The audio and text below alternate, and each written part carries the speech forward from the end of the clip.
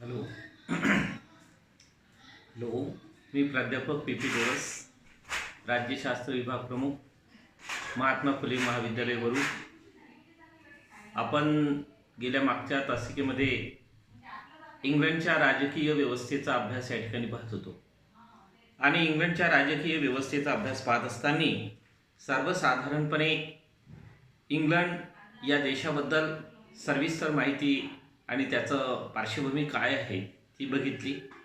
त्याचबरोबर आपण इंग्लंडच्या राज्यघटनेतील अत्यंत महत्त्वपूर्ण अशा स्वरूपाच्या ज्या महत्त्वाच्या बाबी आहेत त्या महत्त्वाच्या बाबींचा आपण अभ्यास या ठिकाणी केला.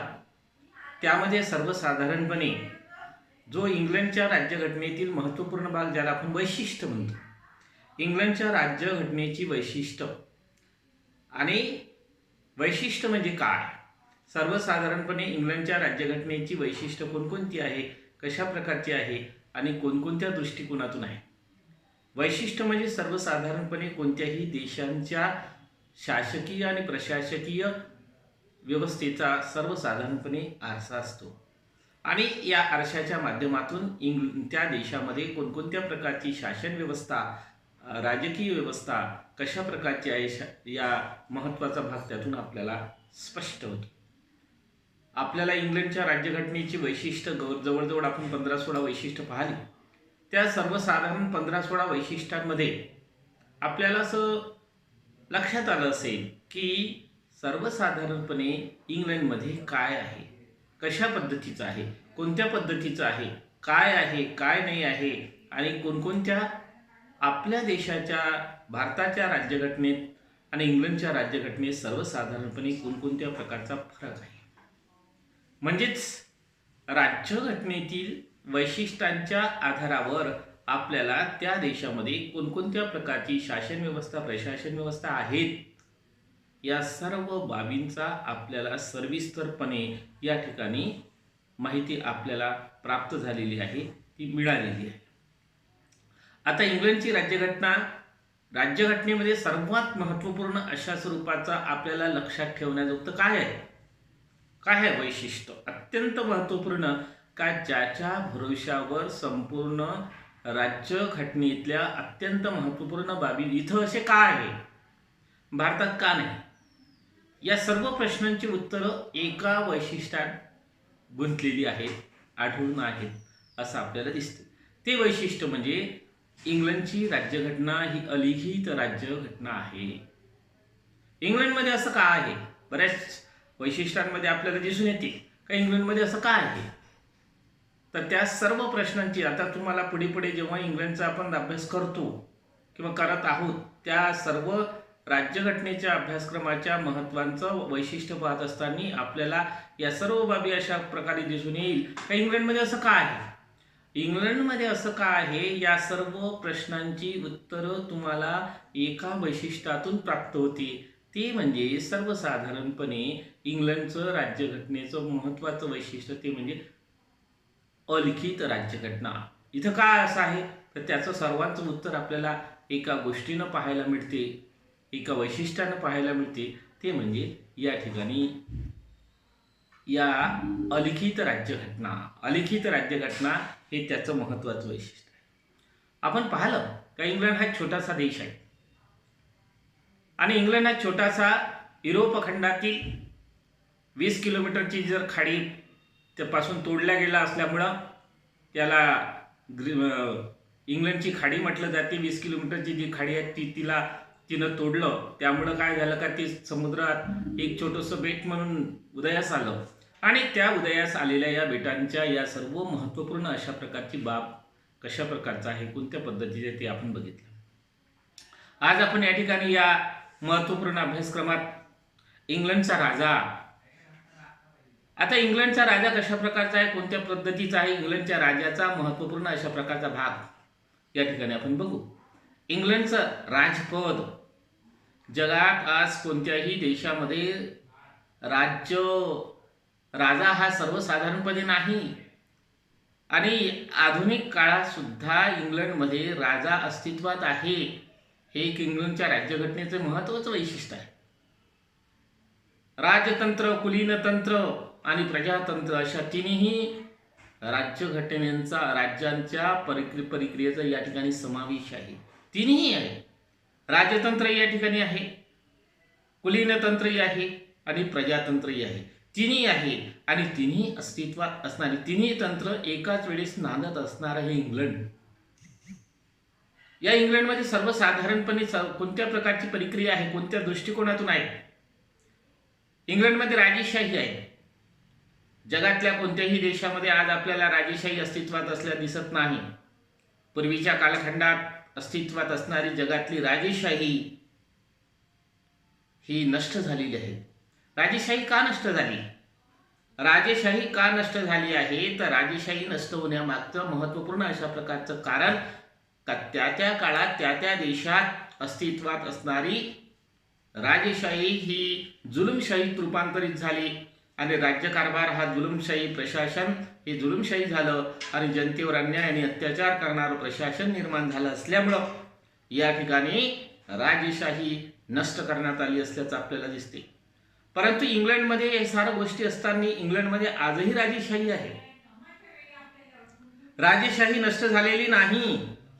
इंग्लंडमध्ये आपण पाहतो का जगात अनेक क्रांत्या झाल्या, तर जगात अनेक झालेल्या क्रांत्यांमध्ये सर्वाधिक झालेल्या क्रांत्या आपल्याला कोणत्या दिसून येते? कोणत्या दिसून येते?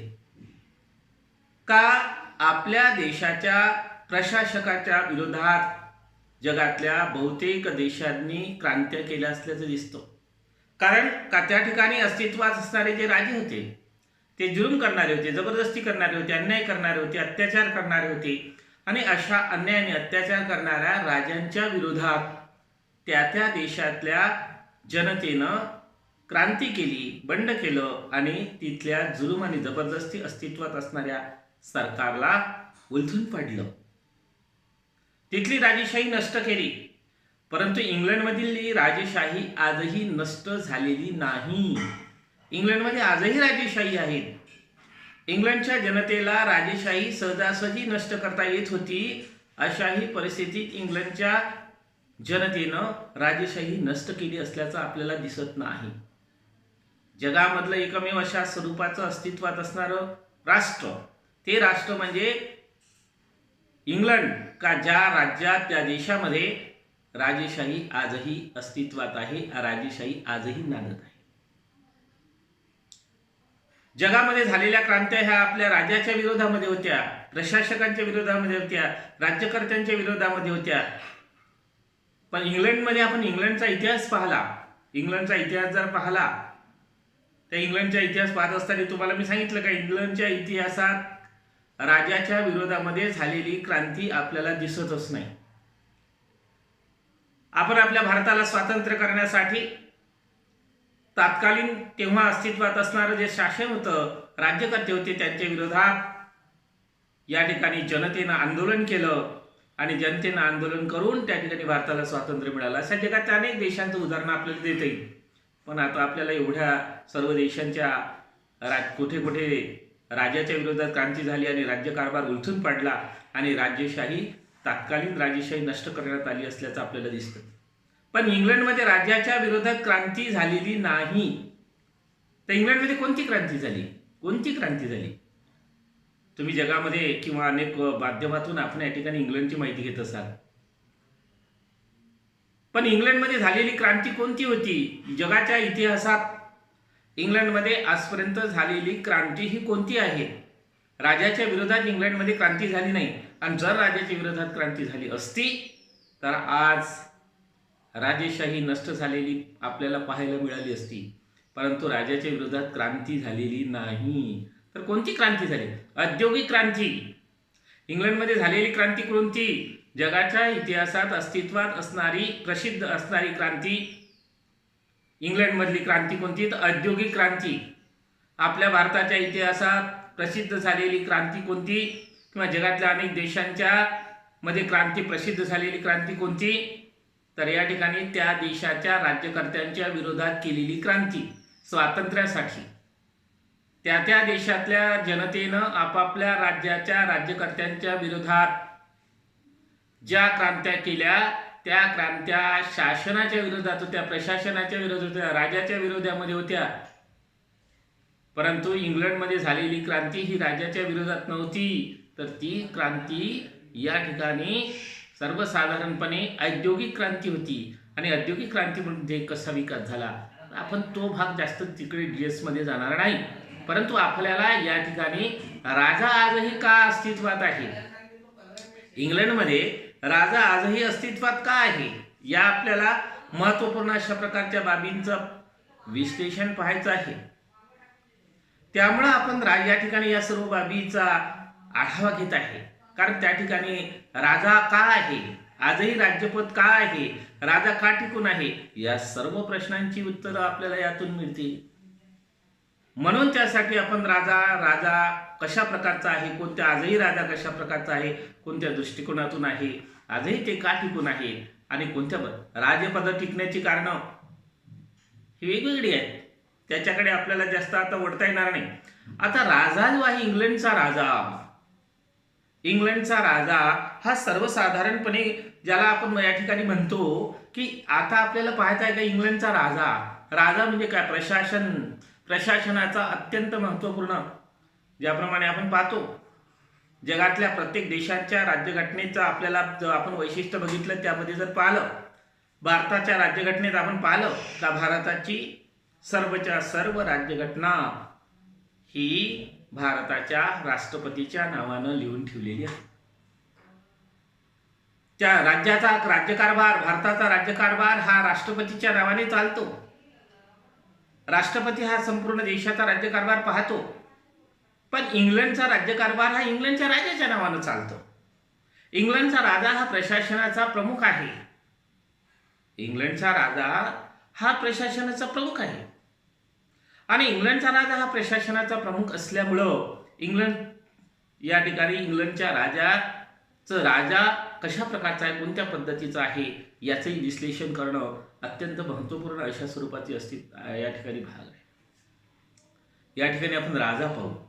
राजाला अस्तित्वात असणारे अधिकार कोणकोणते आहेत, राजाला अस्तित्वात असणारे अधिकार कोणकोणते आहे, कोणत्या पद्धतीचे आहे, कोणत्या दृष्टिकोनातून आहे आणि कोणत्या कोणत्या प्रकारची या ठिकाणी कार्यप्रणाली या ठिकाणी कार्य करायची आहे, त्याचाही आपल्याला महत्त्वपूर्ण अशा प्रकारचा भाग या ठिकाणी आपल्याला पाहायचा आहे. इंग्लंडचा राजा हा सर्वसाधारणपणे प्रशासनाचा प्रमुख आहे आणि प्रशासनाचा प्रमुख असल्यामुळं त्या दृष्टिकोनातून त्या ठिकाणी या महत्त्वपूर्ण अशा प्रकारच्या प्रक्रियेचा अध्ययन या ठिकाणी आपल्याला करायचं आहे.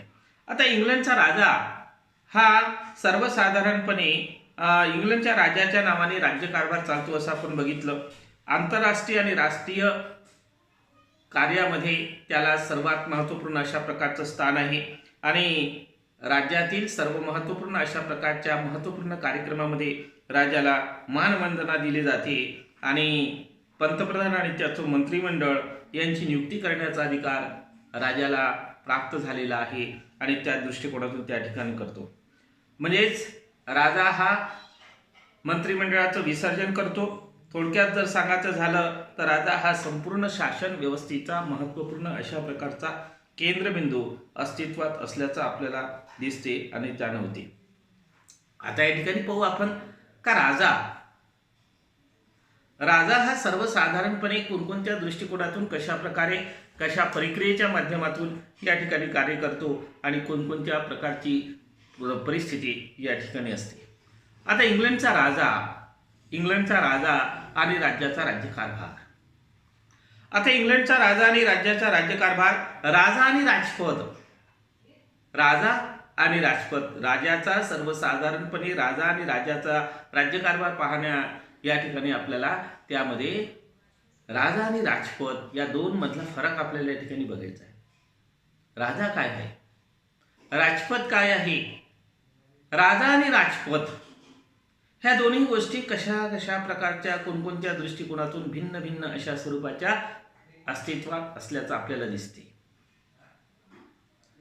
राजा आणि राजपद या महत्त्वपूर्ण अशा प्रकारच्या प्रक्रियेचं विश्लेषण पाहत असताना आपल्याला या ठिकाणी असे दिसून येते, राजा म्हणजे काय, आपण राजा म्हणजे काय आणि राजपद म्हणजे काय, या दोन्ही बाजू कशा प्रकारच्या एकमेकांपासून अलग अशा स्वरूपाच्या आहे आणि कशा त्या दोन्ही एकत्रित आहे.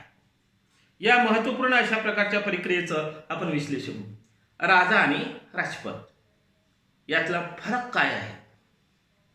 आणि राजा आणि राजपद या दोन्ही गोष्टीमधला फरक पाहत असताना या ठिकाणी आपल्याला दिसून येते इंग्रजी भाषेतील क्राऊन हा शब्द जो आहे या शब्दाचा शब्दार्थ होतो सर्वसाधारणपणे राजमुकुट. काय म्हटलं मी? या ठिकाणी इंग्रजी भाषेतील क्राऊन या शब्दाचा शब्दार्थ अशा प्रकारचा होतो की राजमुकुट. क्राऊन म्हणजे राजमुकुट. आता राजमुकुट असा त्याचा अर्थ होतो. हा जरी होत असला तरी मराठी भाषेतील क्राऊन या शब्दाला राजपद म्हटलं जाते. राजपद. मराठी भाषेत क्राऊन या शब्दाला सर्वसाधारणपणे राजपद ही संज्ञा प्राप्त झाली असल्याचं आपल्याला दिसते. इंग्लंडमधील संपूर्ण राज्याचा राज्यकारभार इंग्लंडचा राजा जो आहे हा इंग्लंडचा राजा नाममात्र आहे. आपण पाहतो अत्यंत पूर्वीच्या कालखंडापासून तर अलीकडच्या कालखंडापर्यंतचा आपण अभ्यास केला. राजाचा राज्याभिषेक होत होता. आपण पाहतो टीव्ही चॅनल अमुक वगैरे याच्या त्याच्या माध्यमात राजाचा राज्याभिषेक सोहळा म्हणजे काय? नवीन राजा आला. राजा जेव्हा राज्याचा राज्यकारभार आपल्या हातामध्ये घेतो जोपर्यंत त्या देशाच्या राजाचा राज्याभिषेक सोहळा संपन्न होत नाही तोपर्यंत त्या देशाचा तो राजा कायदेशीर राजा समजला जातो. आता राज्याभिषेक सोहळ्यात पूर्वीच्या काळात काय होत होतं आपल्याला काय दिसते? त्यावेळेसच्या राज्याभिषेक कालखंडात कार्य करत असताना राजमुकुट त्याला घातला जात. राजमुकुट डोक्यावर राजमुकुट घातला जात होता. आणि तो राजमुकुट जो आहे तो राजमुकुट राजाच्या डोक्यावर घातला आणि त्या ठिकाणी राजाच्या कार्यप्रणालीची कार्य केली तर राजमुकुट त्याला घातला त्याचा म्हणजेच राज्याभिषेक झाला. राजमुकुट घातला का राज्याभिषेक त्याच्या बाकीच्या प्रोसेस ज्या त्याही होत होत्या. आता काय होते अलीकडच्या काळात एखाद्या देशाचा राजा राष्ट्राध्यक्ष राष्ट्रपती याचा काय होता आपण अलीकडे बघतो का शपथविधी समारंभ. रूपांतर बदललं. काळ बदलला, वेळ बदलला, परिस्थिती बदलली आणि आता अलीकडे बघतो आपण काय या ठिकाणी शपथविधी समारंभ. भारताचा एक राष्ट्रपती गेला, दुसरा राष्ट्रपती आल्यानंतर त्या राष्ट्रपतीचा काय होतो शपथविधी समारंभ होतो. आज शपथविधी समारंभ त्यावेळेस काय होतं राज्याभिषेक होता. राज्याभिषेक केवळ राज्याभिषेक नव्हे तर राजमुकुट. रामायण महाभारत कालखंडातून आपण बघतो का जर समजा काही झालं का राजमुकुट काढायचा. राजा गेला का राजमुकुट काढला, राजमुकुट बाजूने ठेवला. तर त्या ठिकाणी आपण अनेक सिरियलमध्ये पाहतो का राजा जर समजा हे नसेल तर त्या ठिकाणी राजमुकुट बाजूला ठेवून त्याचा राज्यकारभार केला जात होता.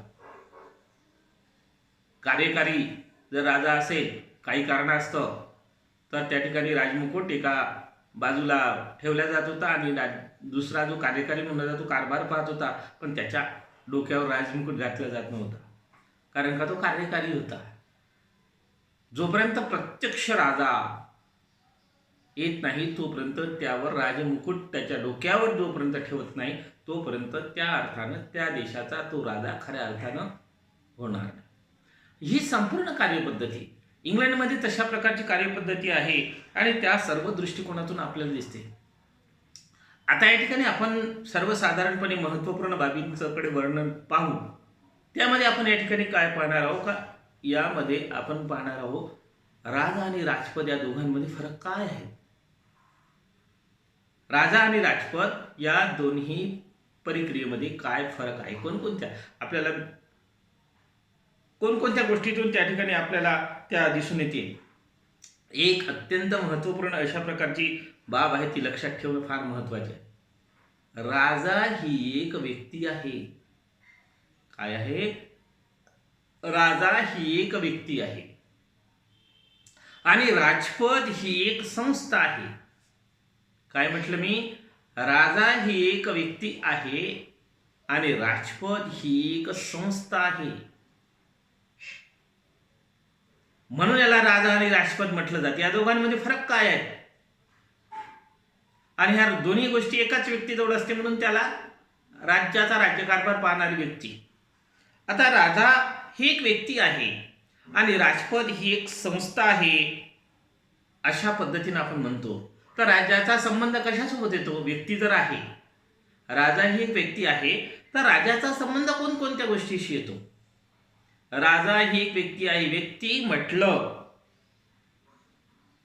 व्यक्ती म्हटलं की या ठिकाणी आपल्याला दिसून येते राजाचा संबंध जन्म मृत्यू आणि स्वभाव यावर अवलंबून असते.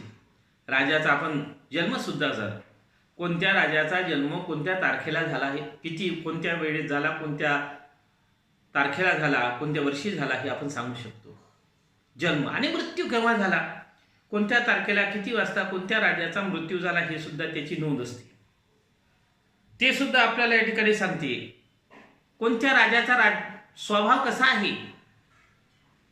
आणि कोणत्याही राजाचा स्वभाव जो आहे त्या स्वभावानुसार त्या देशाचा राज्यकारभार चालत नसतो.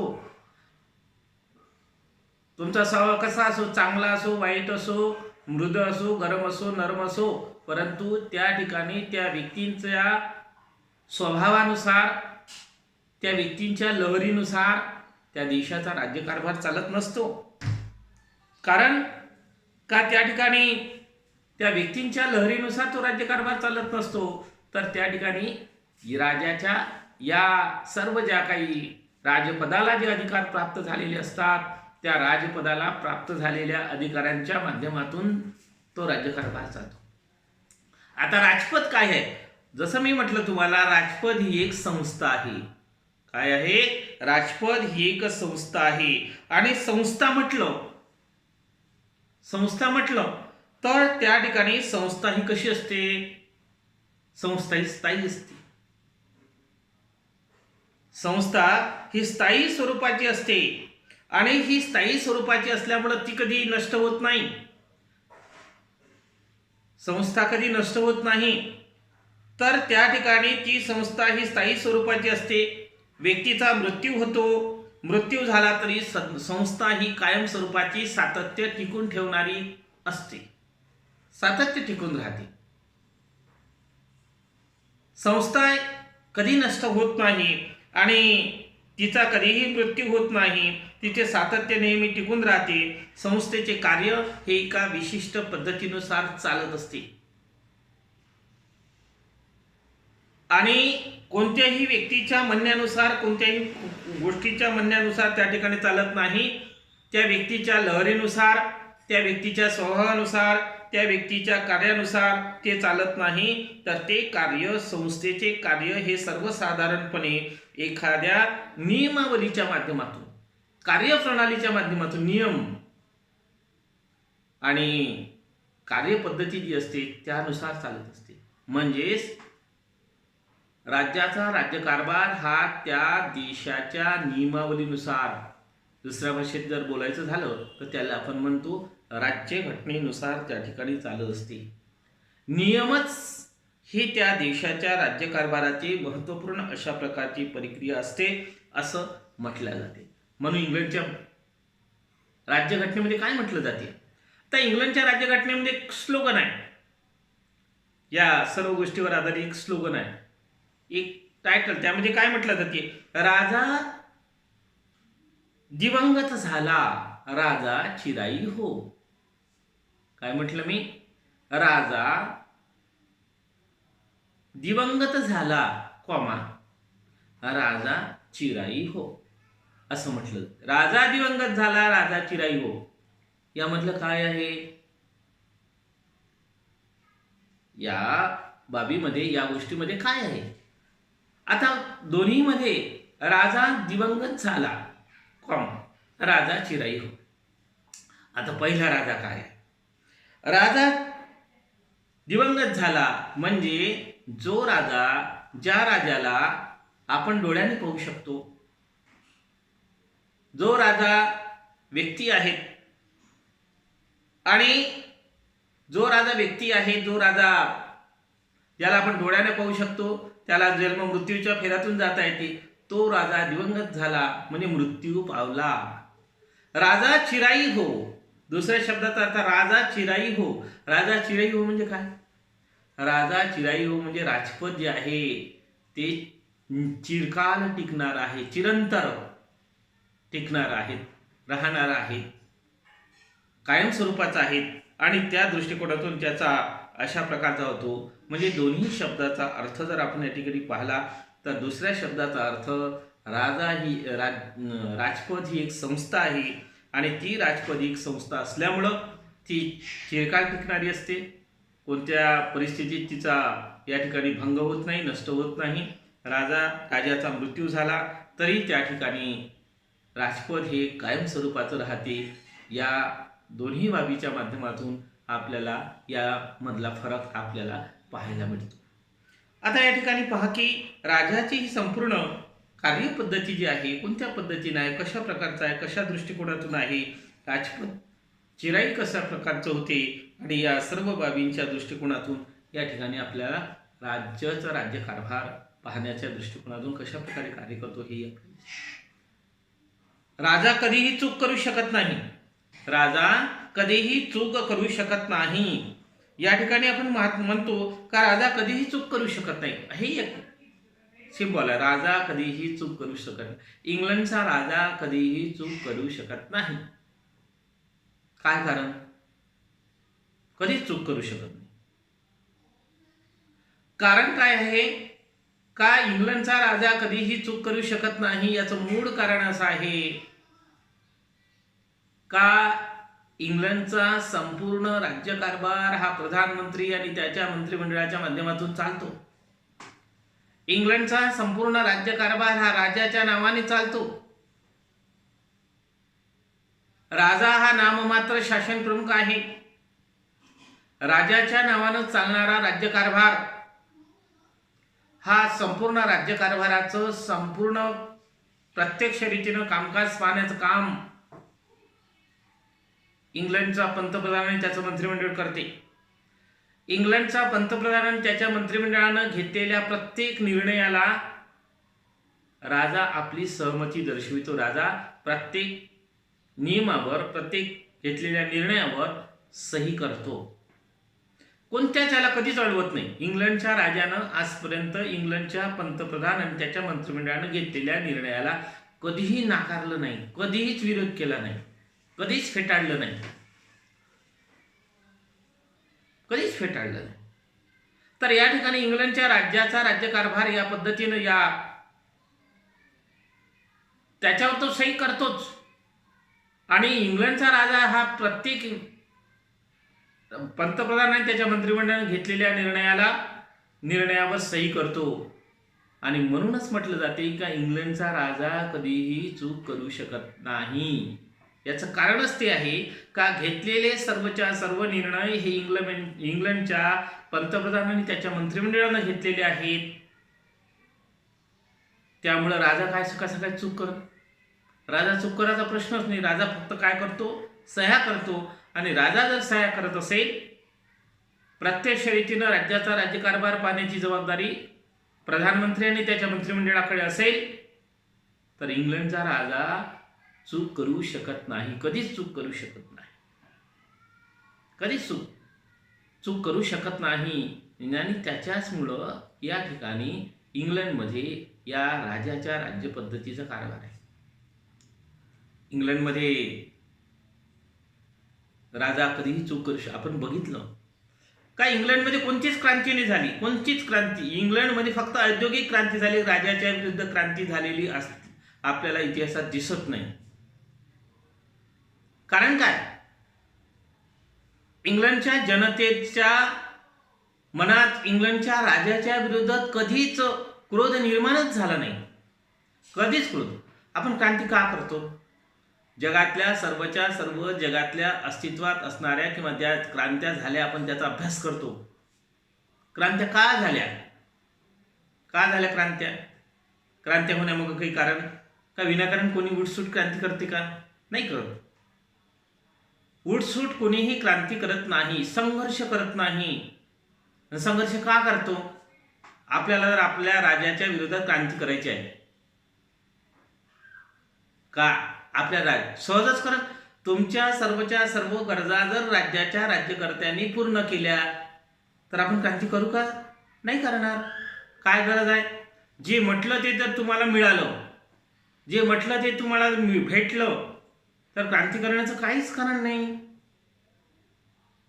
कोणतंच कारण नाही. कोणत्याही देशात आपल्या राजाच्या विरोधात क्रांती करण्याचं मूळ कारण काय असेल, तर राजानं जर जनतेवर अन्याय केला असेल, राजानं जर जनतेवर अत्याचार केला असेल, राजा जर जनतेचं शोषण करीत असेल, राजा जर जनतेच्या अस्तित्वात असणाऱ्या समस्या सोडवण्यास असमर्थ झाला असेल, तर त्या ठिकाणची जनता या सर्व कार्याला कंटाळून राजाच्या विरोधात क्रांती करते. राजाच्या विरोधात क्रांती करते आणि क्रांती करून त्या जुलूम, जबरदस्ती, हुकुमशाही अशा प्रकारच्या राजाच्या विरोधात क्रांती करून त्याचा राज्यकारभार नष्ट करते, संपुष्टात आणते. जगातल्या सर्व क्रांत्यांचं पाहिला तर आपण अभ्यास तेच दिसते. पण इंग्लंडमध्ये आजपर्यंत राजाच्या विरोधात क्रांती झालेली नाही. राजाच्या विरोधात जर क्रांती झाली असती तर इंग्लंडमध्ये राजा आणि राजपद हे दोन्ही नष्ट झाले असते, संपलं असतं केव्हाच. पण इंग्लंडच्या राजाने इंग्लंडच्या जनतेच्या विकासाच्या दृष्टिकोनातून कोणत्याही प्रकारे आजपर्यंत अळकुट्टी आणलेली नाही. कोणत्याही विधेयकाला अडवलं नाही. कोणत्याच विधेयकाला अडवलं नाही. आणि कोणत्याही विधेयकाला राज्याच्या राजाने न अडवल्यामुळं इंग्लंडमध्ये राजाच्या विरोधात क्रांती करण्याचं काही कारणच नाही उरलं. काही कारण नाही उरलं. म्हणून इंग्लंडमध्ये राजपद आजही टिकून आहे. राजा आजही टिकून असण्याचं मुख्य राजा आणि राजाची कोणकोणती कारणं आहे, कशा प्रकारची आहेत, राजपद का टिकून आहेत, त्याचीही काही कारण आहेत. इंग्लंडमध्ये जगातल्या सर्वच्या सर्व देशांनी आपल्या देशाचा राजा नष्ट केला, परंतु इंग्लंडमध्ये राजा नष्ट झालेला नाही. काय कारण? इंग्लंडमध्ये राजपद आजही टिकून असण्याचं कारण काय आहे, कोणकोणती आहेत, ते कारण वेगळी आहेत. त्याही कारणाचा मीमांसा या ठिकाणी आपल्याला करता येईल की कोणत्या कारणामुळे राजपद टिकून आहे. आणि केवळ फक्त ते आज 50-100 वर्षाच्या कालखंडातच टिकून आहे असं नाही, तर पूर्वीपासून टिकून आहे. बदलत्या काळानुसार, बदलत्या वेळेनुसार, बदलत्या परिस्थितीनुसार राजाने सुद्धा आपल्या अधिकारांमध्ये, आपल्या कार्यांमध्ये परिवर्तन केलं. जर परिवर्तन करण्याची क्षमता जर तुमच्यामध्ये असेल तर संघर्ष होण्याचं कारणच नाही. काय कारण आहे? आणि हे संघर्ष होण्याचं मूळ कारण त्या ठिकाणी नसल्यामुळं, तशा प्रकारची कार्यपद्धती असल्यामुळं या ठिकाणी इंग्लंडमध्ये राजपद आजही टिकून आहे. अशा या सर्व महत्त्वपूर्ण बाबींचं अध्ययन करत असताना आपल्याला राजा काय आहे, राजपद काय आहे, या महत्त्वपूर्ण अशा प्रकारच्या बाबींचा आपण या ठिकाणी अभ्यास केला. राजा आणि राजपद यामधला फरक नेमका काय आहे याचंही आपण थोडक्यामध्ये विश्लेषण पाहिलं. आणि त्या सर्व दृष्टिकोनातून, त्या सर्व माध्यमातून आपल्याला इंग्लंडचा राजा काय आहे, कोणत्या पद्धतीचा आहे याची माहिती आपल्याला कळली. आपण या ठिकाणी पुढच्या यामध्ये सर्वसाधारणपणे राजा आणि राजाच्या कार्यपद्धतीची, कशा प्रकारची, राजाचे अधिकार काय आहे, राजाला अधिकार कोणकोणत्या प्रकारचे प्राप्त झालेले आहेत, राजाला अधिकार प्राप्त झालेले आहेत ते अधिकार कोणकोणते आहेत, त्याही अधिकाराचा वापर करणे, त्याही अधिकारांचं विश्लेषण करणं या ठिकाणी आपल्याला गरजेचं असल्याचं दिसतं. राजाला कोणते अधिकार आहेत? राजाला म्हणजे राजपदाला कोणकोणत्या प्रकार, 2 प्रकारचे अधिकार आहेत. एक औपचारिक अधिकार, एक दुसरा अनौपचारिक अधिकार. औपचारिक आणि अनौपचारिक 2 प्रकारचे अधिकार आहेत. त्या 2 प्रकारच्या अधिकारांमध्ये आपण पहिलं सर्वसाधारणपणे औपचारिक अधिकार कोणकोणते आहेत त्याचं विश्लेषण बघू. कोणकोणते आहेत त्याची या ठिकाणी माहिती पाहू. तर सर्वसाधारणपणे त्यामध्ये सर्व या औपचारिक आणि अनौपचारिक अशा प्रकारचा सर्वसाधारण कोणकोणत्या प्रकारचे अधिकार आहे, विशेष अधिकार कोणते आहे, कोणत्या प्रकारचे आहे, म्हणजेच विधिविषयक शासनविषयक अशा प्रकारचे असणारे अधिकार, विधिविषयक अधिकार म्हणजे शासनविषयक प्रकारचे असणारे अधिकार राजाला, राजपदाला आहे. शासनविषयक अधिकार कोणकोणत्या प्रकारचे आहे. दुसरं महत्वाचं आहे मंत्रिमंडळाला सल्ला देण्याचा अधिकार. मंत्रिमंडळाला सल्ला देण्याचा अधिकार आहे. तिसरं महत्वाचं या ठिकाणी आहे मंत्रिमंडळाला उत्तेजन देण्याचा अधिकार. चौथा या ठिकाणी मंत्रिमंडळाला ताकीद देण्याचा अधिकार. या हे सर्वसाधारणपणे इंग्लंडच्या राजाचे औपचारिक अधिकार आहे. अनौपचारिक अधिकार कोणते आहे. इंग्लंडच्या पंतप्रधानाची निवड करणे, दुसरं हाऊस ऑफ कॉमनचे विसर्जन करणे, हे सर्वसाधारणपणे अनौपचारिक स्वरूपाचे अधिकार असल्याचं आपल्याला दिसतं. या ठिकाणी आज आपण इंग्लंडचा राजा, राजपद आणि इंग्लंडच्या राजपदाचे अधिकार कोणकोणते आहे या अत्यंत महत्त्वपूर्ण अशा प्रकारच्या टॉपिकवर या ठिकाणी माहिती पाहिलेली आहे. आणि या ठिकाणी राजा आणि राजपद का आहे या महत्त्वाच्या विभागाचं विश्लेषण या ठिकाणी समाप्त होते. जय हिंद, जय महाराष्ट्र. पुढील तासिकेमध्ये आपण पुढच्या वेळेस भेटू.